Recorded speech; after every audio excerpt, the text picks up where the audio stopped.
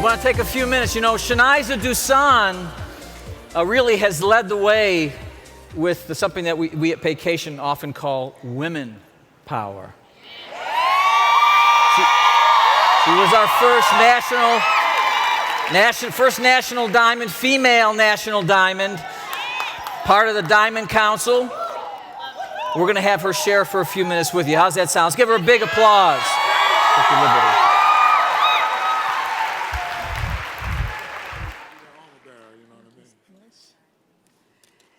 Good afternoon, Vacation. First, giving honor to God, who is truly the head of my life. I am humbled. I am honored.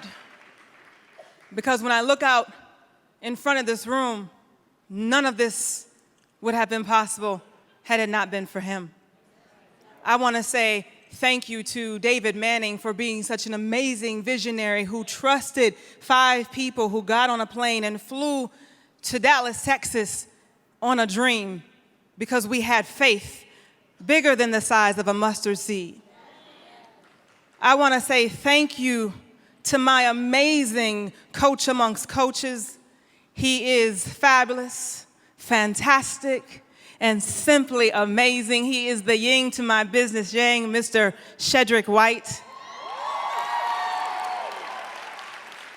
I want to say also thank you to my coach, who literally 4 years ago when my sponsor quit and my sponsor's sponsor quit, he saw me waving like this in his genealogy, but he didn't quite take me seriously. But you know what? One day he actually gave me a minute of his time, and I promised him that if he would just let me hold on to his coattail, I would do everything he told me. And he is the angel, the consummate angel that God delivered in this season to help my family get free. He has a woman of great integrity, solid posture, the first lady of Vacation. To Donald and Deborah Bradley, thank you.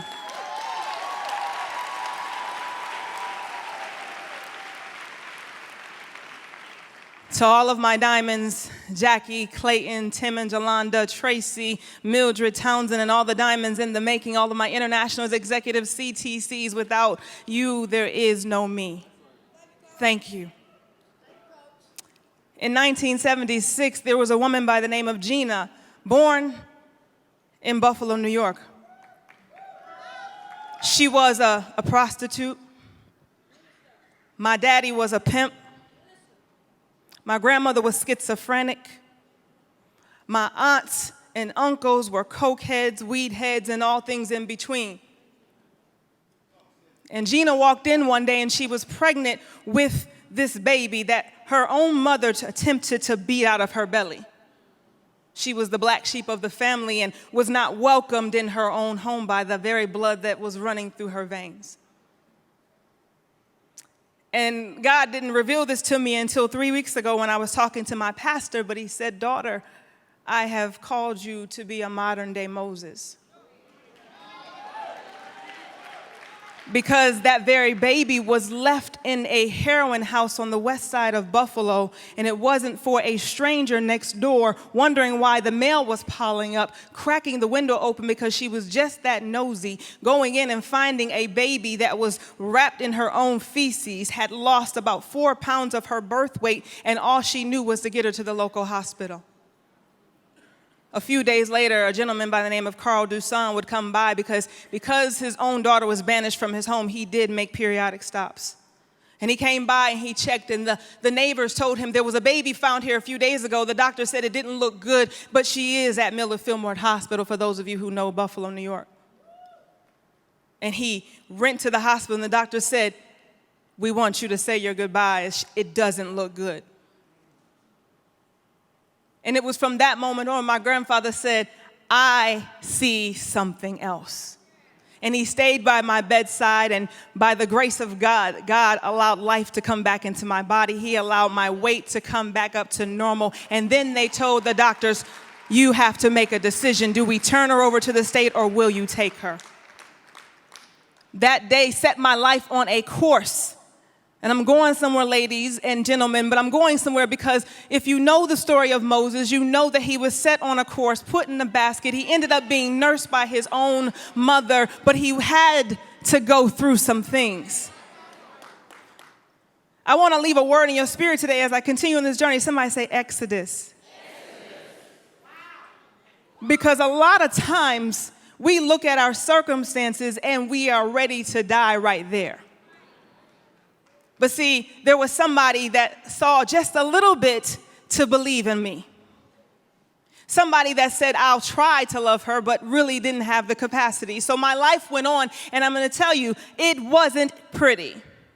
I went from being in what I thought was a healthy home to being abused, molested, raped, sodomized, to being locked up by the time that I was 13, to being incarcerated in juvenile hall, becoming a juvenile delinquent. Yes, if you Google me, you will see a mugshot or two.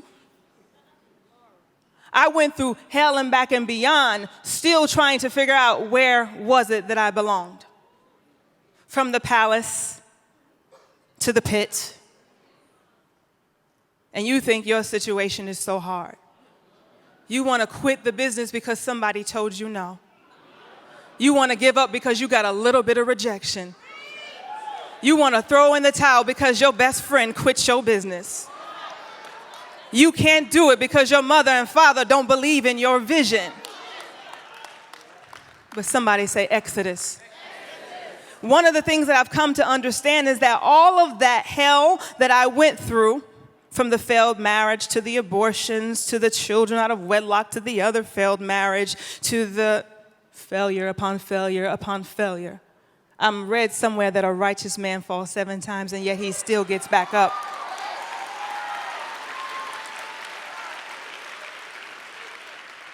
And as I was asking God what to do with this opportunity in this moment, he said, Exodus. And I said, Exodus? Why Exodus? Why, God? Because Moses didn't make it into the promised land. The children of Egypt didn't make it into the promised land. And God said, I want you to tell Vacation this. It's time to go from murmuring and complaining to championing.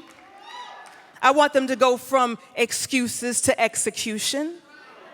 I want them to understand that in the evening I will send manna and in the morning I will send bread.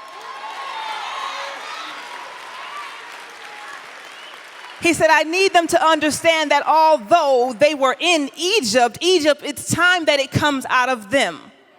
So those of you who are worried about where you are, you're stuck in the position, you may be murmuring, complaining, I should have been on the stage. If only I would have had my upline support. No, see, the thing is that while the children of Egypt were complaining, they were murmuring and complaining because of what Moses was doing. They had faith in Moses. Moses has faith in God. But what am I saying? Those of you who are simply saying, I'm waiting on my upline to help me. You need to get out of line and take your proper place.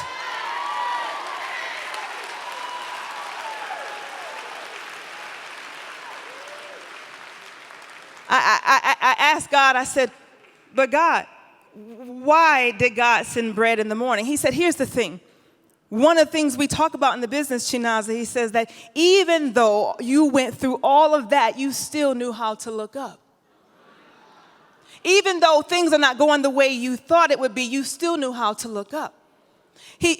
My last company, my residual income was $265.43. That's the last check that I received from that company. And I'll never forget it because I used to get to the mailbox and I dared that check be late. How many of you know I kept putting zeros behind that check? Because God had showed me something. So the message is that if God calls you and he puts a ram in the bush and he sends you to the fiery hill, that there's something there that you've got to receive. Nobody in this room is here today by happenstance. You are here because he called this moment to be a divine opportunity. He called this moment for today, right now, this period. This is not the time to be emotional. I don't care how you feel. Exodus, you got to go back to Egypt. You got to free the children. Then you got to get them through the desert 40 days, 40 nights. They're going to press through. They're going to give birth. This time, this class of children of Egypt, they are actually going to make it into the land of milk and honey because we've got the best coaches. There's enough manna here to feed you for a day. But see, here's what I understood, Shedrick, when I studied that manna thing. It really bothered me, and I know we're not in church. I'm sorry. But here's the thing that I understood. When I studied that manna thing, Jesus was the consummate coach, and whatever your faith is, there is a higher being that controls things, and whatever your faith is, I respect it most humbly. But there was a consummate coach, and he told his children, take enough for the day. Don't take any more than what I gave you. Don't do anything extra. Don't create your own systems. Don't go out here and try to reinvent a presentation. Don't try to do anything different than what the coach asked you to do. Take enough just for the day because it will provide for you over and over and over again. But if you do decide to step out the box and do a little extra, draw on a little more, that's why your business might have died. Because the things, when they took extra, maggots began to form. They were doing too much. We got a system here that works. We don't need to cheat it. We ain't got to change the price. We ain't got to do anything different. We don't have to manipulate it to get people to come in. It already sounds too good to be true. Those that have the vision, let them hear. The eyes that have the eyes, let them see. Those that are willing to come, let them come. Don't waste your time in the place with the murmurs and the complainers and the excuses. Don't waste your time in a land that no one can eat from.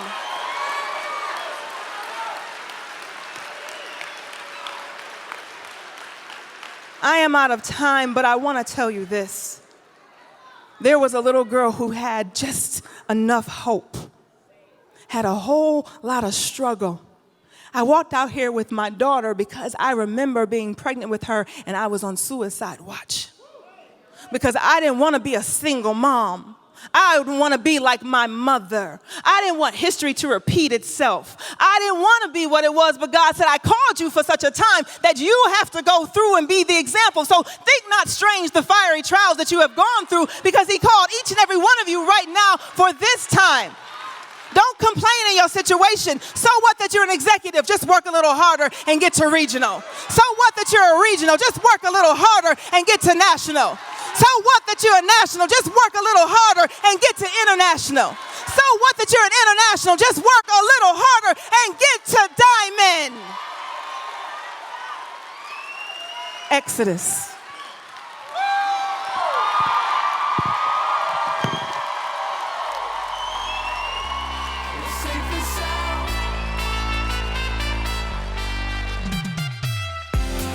The amazing